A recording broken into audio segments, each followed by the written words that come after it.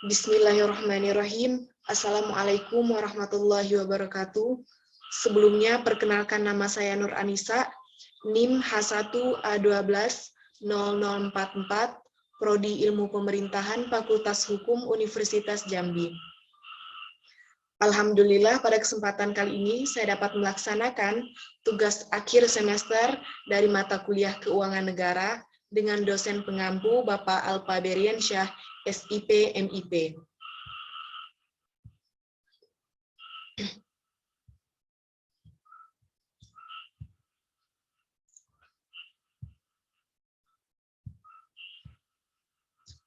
Baiklah, di sini saya akan menjelaskan tentang anggaran pendapatan dan belanja daerah atau disingkat dengan APBD. Selanjutnya yaitu kita akan membahas tentang dasar hukum anggaran pendapatan dan belanja daerah atau APBD. Rekan-rekan semua, pemerintah daerah diberi kewenangan untuk mengatur dan mengurus sendiri urusan pemerintah menurut asas otonomi dan tugas pembantuan sesuai dengan Undang-Undang Nomor 32 Tahun 2004 tentang pemerintah daerah dan Undang-Undang Nomor 33 Tahun 2004 tentang perimbangan keuangan antara pemerintah pusat dan daerah. Anggaran pendapatan dan belanja daerah yang disingkat dengan APBD. Selanjutnya, rekan-rekan kita akan membahas tentang pengertian dari APBD. Anggaran pendapatan dan belanja daerah (APBD) adalah rencana keuangan tahunan pemerintah daerah di Indonesia yang disetujui oleh Dewan Perwakilan Rakyat Daerah. APBD ditetapkan dengan peraturan daerah atau Perda. Tahun anggaran APBD meliputi masa 1 tahun, mulai dari tanggal 1 Januari sampai dengan tanggal 31 Desember. Anggaran pendapatan dan belanja daerah selanjutnya yaitu disingkat dengan APBD adalah suatu rencana keuangan tahunan pemerintah daerah yang disetujui oleh Dewan Perwakilan Rakyat Daerah, yaitu menurut Undang-Undang Nomor 17 Tahun 2003 dalam pasal 1 butir 8 tentang keuangan negara. Selanjutnya teman-teman, dari perumusan APBD tentu tidak terlepas dari tujuan APBD itu sendiri. Tujuan penyusunan APBD adalah sebagai pedoman pengeluaran dan penerimaan daerah agar terjadi keseimbangan yang dinamis dalam rangka melaksanakan kegiatan-kegiatan di daerah demi tercapainya peningkatan produksi, peningkatan kesempatan kerja, dan juga pertumbuhan ekonomi yang cukup tinggi. Dari keseluruhan dari tujuan APBD, yaitu semuanya ditujukan untuk masyarakat, yaitu untuk tercapainya masyarakat yang adil dan makmur, baik secara material maupun spiritual, berdasarkan Pancasila dan Undang-Undang Dasar 1945. Selanjutnya teman-teman, kita akan membahas tentang fungsi dari APBD. Pertama, kita bahas yaitu fungsi otorisasi, bahwa anggaran daerah menjadi dasar untuk melaksanakan pendapatan dan belanja pada tahun yang bersangkutan. Makanya APBD harus disusun sebaik mungkin dan berdasarkan benar-benar kebutuhan dari daerah. Karena ini akan menjadi dasar bagi daerah untuk melaksanakan kegiatan di daerah yaitu selama 1 tahun ke depan.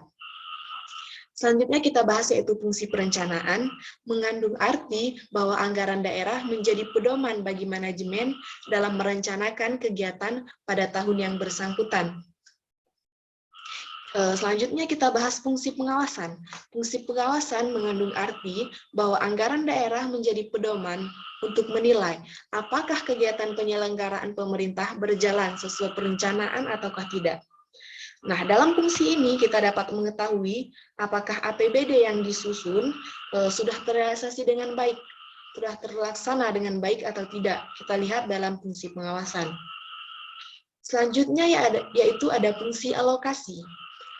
Mengandung arti bahwa anggaran daerah harus diarahkan untuk menciptakan lapangan kerja, yaitu untuk kebutuhan masyarakat, mengurangi pengangguran dan pemborosan sumber daya, serta meningkatkan efisiensi dan juga efektivitas perekonomian bagi masyarakat. Selanjutnya yaitu ada fungsi distribusi. Di sini mengandung arti bahwa kebijakan anggaran daerah harus memperhatikan rasa keadilan dan juga kepatutan. Nah, selanjutnya teman-teman kita masuk ke fungsi stabilisasi. Mengandung arti bahwa anggaran pemerintah daerah menjadi alat untuk memelihara dan mengupayakan keseimbangan yang fundamental bagi perekonomian daerah. Nah, rekan-rekan semua, kita masuk kepada prinsip-prinsip APBD atau anggaran penerimaan dan perbelanjaan daerah. Anggaran penerimaan dan belanja daerah. Nah, prinsip-prinsip dasar yang berlaku di bidang pengelolaan anggaran daerah, yang berlaku juga dalam pengelolaan anggaran negara ataupun daerah, sebagaimana bunyi penjelasan dalam Undang-Undang Nomor 17 Tahun 2003 tentang Keuangan Negara, dan Undang-Undang Nomor 1 Tahun 2004 tentang Pembendaharaan Negara. Yaitu pertama kita lihat yaitu ada asas kesatuan. Nah, asas ini menghendaki agar semua pendapatan dan belanja negara ataupun daerah disajikan dalam satu dokumen anggaran. Selanjutnya kita masuk kepada asas universalitas. Nah, asas ini mengharuskan agar setiap transaksi keuangan yang ditampilkan secara utuh dalam satu dokumen anggaran. Selanjutnya kita bahas ini, asas spesialitas. Asas ini mewajibkan agar kredit anggaran yang disediakan terinci secara jelas peruntukannya. Selanjutnya ada asas aktual. Asas ini menghendaki agar 1 tahun anggaran dibebani untuk pengeluaran yang seharusnya, jadi dikeluarkan benar-benar untuk kebutuhan atau menguntungkan. Anggaran untuk penerimaan yang seharusnya diterima, walaupun sebenarnya belum dibayar atau belum diterima pada kas. Selanjutnya ada asas kas. Asas ini menghendaki agar satu tahun anggaran dibebani pada saat terjadi pengeluaran atau penerimaan uang dari kas daerah atau ke kas daerah. Nah, rekan-rekan semua, kita masuk kepada prinsip-prinsip penganggaran.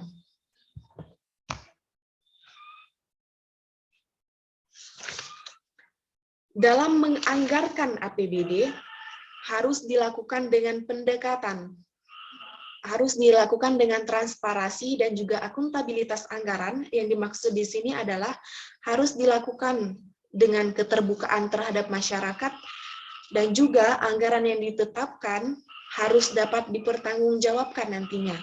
Selanjutnya ada disiplin anggaran dan juga keadilan anggaran, yaitu anggaran yang dipersiapkan yaitu harus sesuai dengan kebutuhan daerah, benar-benar kebutuhan.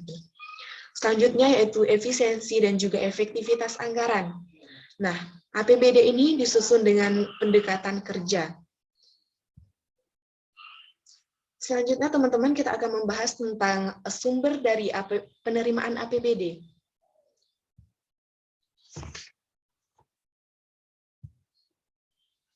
Nah, unsur-unsur APBD menurut Peraturan Menteri Dalam Negeri Nomor 13 Tahun 2006, struktur APBD merupakan satu kesatuan yang terdiri dari pertama ada pendapatan daerah dan juga belanja daerah, selanjutnya ada pembiayaan daerah. Kita bahas dulu yaitu pendapatan daerah. Pendapatan daerah adalah hak yang diakui sebagai penambahan nilai kekayaan bersih dalam periode 1 tahun bersangkutan dan tidak perlu dibayar kembali oleh daerah. Pendapatan daerah terbagi menjadi PAD atau pendapatan asli daerah, adalah penerimaan yang diperoleh dari pungutan-pungutan daerah berupa pajak daerah, contohnya yaitu pajak hotel, pajak restoran, dan juga pajak hiburan. Selanjutnya ada retribusi daerah. Contoh dari retribusi daerah misalnya retribusi air minum dan juga retribusi pasar. Selanjutnya ada hasil pengelolaan kekayaan daerah, yaitu keuntungan dari perusahaan-perusahaan milik daerah atau BUMD. Selanjutnya ada lain-lain pendapatan asli daerah. Selanjutnya dalam pendapatan daerah ada yang namanya dana perimbangan, adalah dana yang berasal dari APBN, yaitu dana transfer dari pusat. Ada 3, yaitu ada DBH atau dana bagi hasil, adalah dana yang berasal dari APBN yang dialokasikan kepada daerah sebagai hasil dari pengelolaan sumber daya daerah oleh pusat. Nah, teman-teman di sini juga ada dana alokasi umum atau DAU, yaitu dana yang juga berasal dari APBN yang dialokasikan kepada daerah dengan tujuan sebagai wujud dari pemerataan kemampuan keuangan daerah. Nah, selanjutnya teman-teman ada dana alokasi khusus, yaitu dana yang juga berasal dari APBN atau berasal dari transfer pusat, yang dialokasikan kepada daerah tertentu dengan tujuan untuk mendanai kegiatan khusus di daerah yang sesuai dengan prioritas nasional. Nah, dana alokasi khusus ini diperuntukkan untuk daerah yang memiliki otonomi khusus, contohnya daerah istimewa Yogyakarta. Selanjutnya dalam pendapatan daerah ada lain-lain pendapatan daerah yang sah, misalnya pendapatan dari hibah.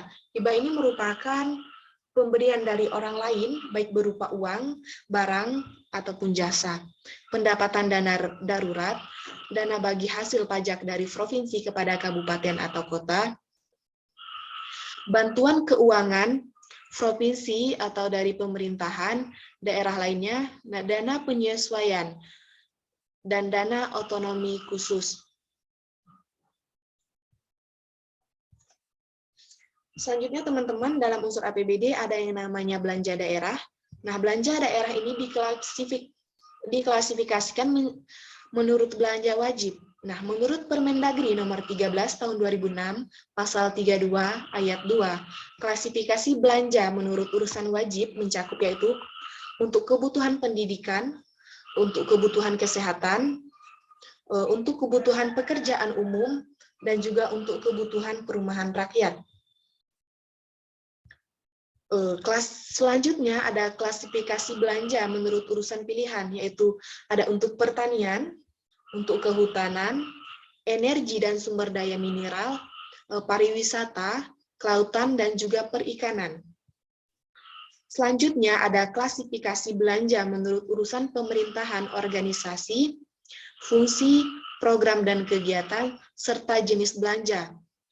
Ini terbagi pula menjadi 2, yaitu ada belanja tidak langsung, meliputi belanja pegawai, bunga, subsidi, hibah, belanja bagi hasil, bantuan keuangan, dan juga belanja tak terduga. Selanjutnya teman-teman ada belanja langsung, meliputi belanja pegawai, belanja barang dan jasa, serta selanjutnya ada belanja modal. Nah, teman-teman semua, kita dalam unsur APBD juga ada yang namanya pembiayaan daerah. Nah, pembiayaan daerah, setiap penerimaan yang perlu dibayar kembali dan atau pengeluaran yang diterima kembali, baik pada tahun anggaran yang bersangkutan maupun pada tahun-tahun anggaran berikutnya. Pembiayaan daerah adalah transaksi keuangan pemerintah daerah yang dimaksud untuk menutup defisit atau untuk memanfaatkan surplus APBD. Pembiayaan daerah menurut Permendagri nomor 13 tahun 2006, pasal 59 terdiri dari penerimaan pembiayaan dan juga pengeluaran pembiayaan. Penerimaan pembiayaan menurut Permendagri nomor 13 tahun 2006, yaitu pada pasal 60, yang menyebutkan bahwa penerimaan pembiayaan daerah yaitu meliputi sisa lebih perhitungan anggaran atau SILPA, ini pada tahun lalu. Pencairan dana cadangan, selanjutnya ada penerimaan pinjaman daerah, selanjutnya teman-teman ada hasil penjualan kekayaan daerah yang dipisahkan. Selanjutnya ada penerimaan kembali, pemberian pinjaman, dan selanjutnya ada penerimaan piutang daerah. Selanjutnya teman-teman, pembiayaan daerah ada yang namanya pengeluaran pembiayaan.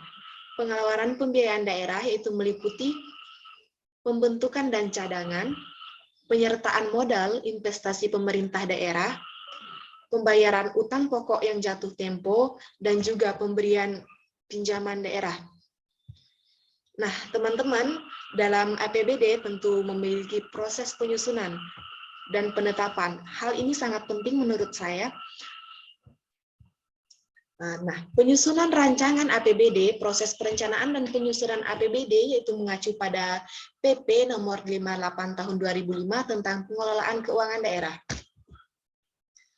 Teman-teman, di sini sudah saya tampilkan tahapan penyusunan rancangan APBD. Pertama ada rencana kerja pemerintah daerah atau RKPD. Setelah RKPD yaitu ada kebijakan umum APBD, selanjutnya prioritas pelaporan anggaran sementara, selanjutnya ada rencana kerja dan anggaran SKPD atau RKA SKPD. Selanjutnya teman-teman adalah rancangan Perda APBD. Setelah rancangan APBD, kita masuk kepada Perda APBD. Saya akan bahas satu persatu dari rencana kerja pemerintah daerah atau RKPD.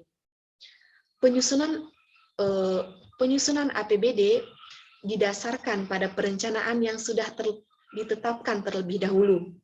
Rencana kerja pemerintah daerah atau RKPD merupakan perencanaan tahunan daerah. Sedangkan perencanaan di tingkat SKPD terdiri dari rencana strategi, Renstra SKPD, merupakan rencana untuk periode 5 tahun, dan rencana kerja atau Renja SKPD merupakan rencana kerja tahunan SKPD.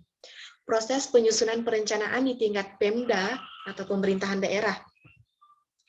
Nah, SKPD menyusun rencana strategis, Renstra SKPD yang berisi visi, misi, tujuan, strategis, kebijakan, program, dan juga kegiatan pembangunan yang bersifat indikatif sesuai dengan tugas dan juga fungsinya masing-masing. Selanjutnya teman-teman, SKPD menyusun rencana strategis atau Renstra. Selanjutnya teman-teman, penyusunan Renstra SKPD dimaksud berpedoman pada rencana pembangunan jangka menengah daerah atau RPJMD. Pemda menyusun rencana kerja pemerintahan daerah atau RKP yang merupakan penjabaran dari RPJMD dengan menggunakan bahan dari Renja SKPD. Renja SKPD merupakan penjabaran dari Renstra SKPD yang disusun berdasarkan evaluasi pencapaian, pelaksanaan program, dan kegiatan tahun-tahun sebelumnya. Nah, penyusunan RKPD ini diselesaikan selambat-lambatnya yaitu akhir bulan Mei tahun anggaran sebelumnya. Nah, RKPD ini ditetapkan dengan peraturan kepala daerah. Ini merupakan RKPD tadi. Nah, kita lanjut kepada kebijakan umum daerah atau APD. Kebijakan umum daerah.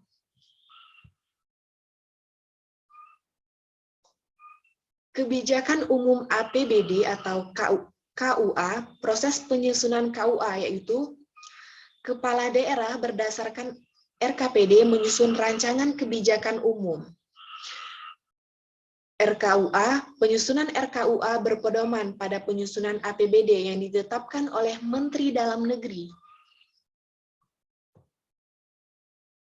Selanjutnya, kepala daerah menyampaikan RKUA tahun anggaran berikutnya sebagai landasan penyusunan RAPBD kepada DPRD, yaitu selambat-lambatnya pertengahan bulan Juni tahun anggaran berjalan. Selanjutnya, RKUA yang telah dibahas kepada kepala daerah bersama dengan DPRD. Bersama dengan DPRD ini, dalam pembicaraan pendahuluan, RAPBD selanjutnya disepakati menjadi kebijakan umum APBD atau disingkat KUA. Selanjutnya, setelah penyusunan KUA, kita bahas yaitu ada penyusunan PPAS, yaitu berdasarkan KUA yang telah disepakati Pemda dan DPR membahas rancangan prioritas dan plafon anggaran sementara PPAS yang disampaikan oleh kepala daerah. Selanjutnya, PPAS ini dilaksanakan dengan menentukan skala prioritas. Skala prioritas menentukan urutan program dalam masing-masing urusan. Menyusun plafon anggaran sementara untuk masing-masing program. KUA dan PPAS yang telah ditetapkan dibahas dan disepakati bersama kepala daerah dan DPRD dituangkan dalam nota kesepakatan yang ditandatangani oleh kepala daerah dan pimpinan DPRD. Kepala daerah berdasarkan nota kesepakatan menerbitkan pedoman penyusunan rencana kerja dan anggaran SKPD atau RKA SKPD sebagai pedoman. Kepala SKPD menyusun RKA SKPD.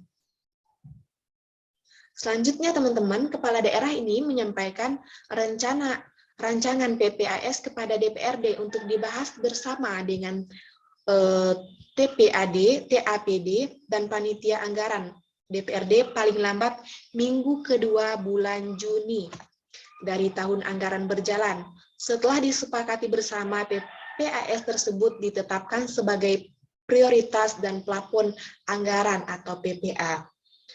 Ini paling lambat pada akhir bulan Juli tahun anggaran berjalan.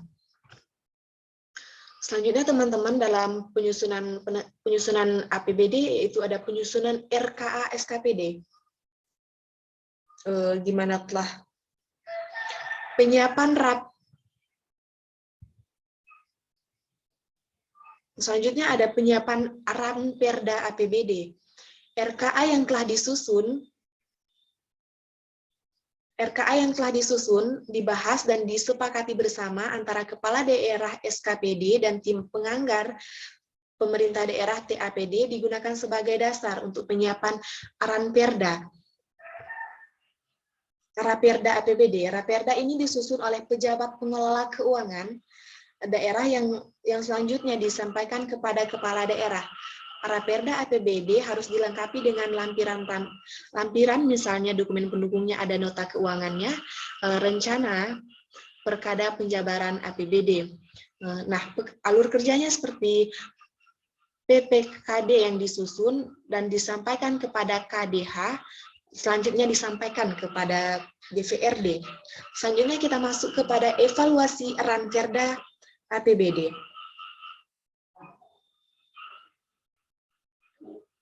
Raperda APBD pemerintah kabupaten kota yang disetujui dan rancangan peraturan kepala daerah tentang penjabaran APBD sebelum ditetapkan oleh bupati, wali kota harus disampaikan kepada gubernur untuk dievaluasi dalam waktu paling lama 3 hari kerja. Bisa melakukan perbaikan selama 3 hari kerja.